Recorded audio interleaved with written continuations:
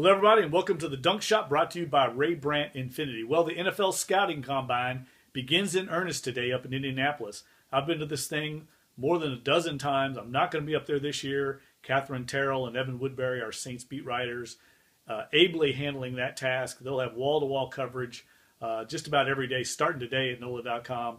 But I thought today I would give you some of my insight into what is important from these next 4 or 5 days, what to look for as you watch the Underwear Olympics, as we like to call them, play out on NFL Network. And I'm sure if you're a big Saints fan or you're a big NFL fan or even a college fan who wants to see how your top prospects are performing against in this competition, here's what I would emphasize you pay attention to, and here's what I would say you should not pay attention to. All right, let's start off, first of all, with the 40-yard dash. We always talk about how it's not that big a deal, and for the most part, that's accurate. Not a lot of teams are going to put in too much stock into the 40-yard dash, except for the key positions, of course, running back, wide receiver, the skill positions, the perimeter players. They need to run good 40 times, obviously. But the big men, the offensive linemen, defensive linemen, don't put any stock into it unless it's an extreme case like we saw a couple years ago when Terron Armstead ran a 4.7 40, or Dontari Poe, the big defensive tackle that's with the Kansas City Chiefs, he ran like a 4.98, weighed 346 pounds. Those things that jump off the page, of course, they're going to stand out and will be evaluated as such.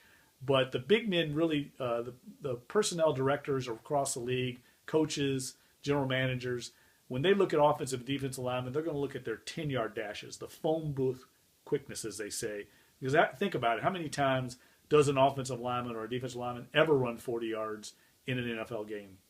Very rarely. You want to see what they do in the 10-yard dash, how quick they are, how explosive they are off the ball. That's what you pay attention to for those guys. For the running backs, the defensive backs, and the linebackers, you really want to watch their 3-cone drills, their shuttle drills where they have to open their hips. Those kind of things, those change of direction type drills are important for those positions. But the rest of it, really, I wouldn't put too much stock into it. I know the NFL teams don't put much stock into much of this. You know what they're there to get? They're there to get a medical evaluation on all these players, and they're there to meet with them and do interviews. Each team can meet with 60 players formally. They can also meet with them informally.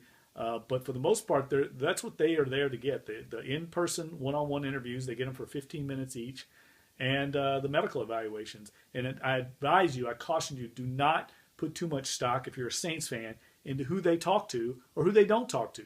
Because if they haven't talked to them at the Combine, or they don't talk to them, they probably already have met with them, either at the Senior Bowl down in Mobile or the East-West Shrine game. For the most part, each team will have an in-person interview at some point with their top 150 or 200 draft prospects.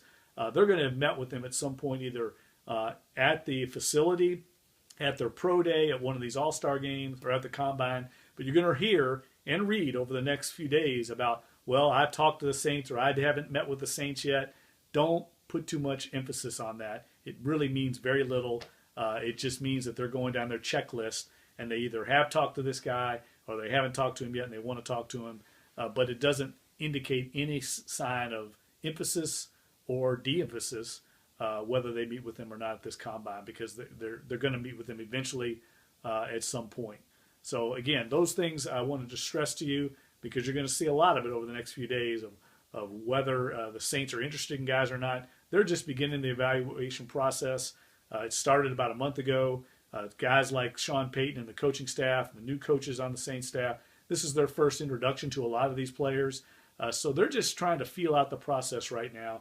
Way too early to think they've honed in on a player here or there. Maybe a few guys they really have some emphasis, but we're a long way from the draft in late April. So don't get caught up in thinking the Saints are leaning one way or the other, or your favorite team's leaning one way or the other because of what you hear over the next 4 or 5 days, because there's a long way to go before we get to narrowing down to your bullpen of 4 or 5 prospects that you want to take at that pick, number 13 pick. All right, that's it for the Dunc Shot today. Be back again tomorrow right here at NOLA.com. Hope everybody has a great day. Take care.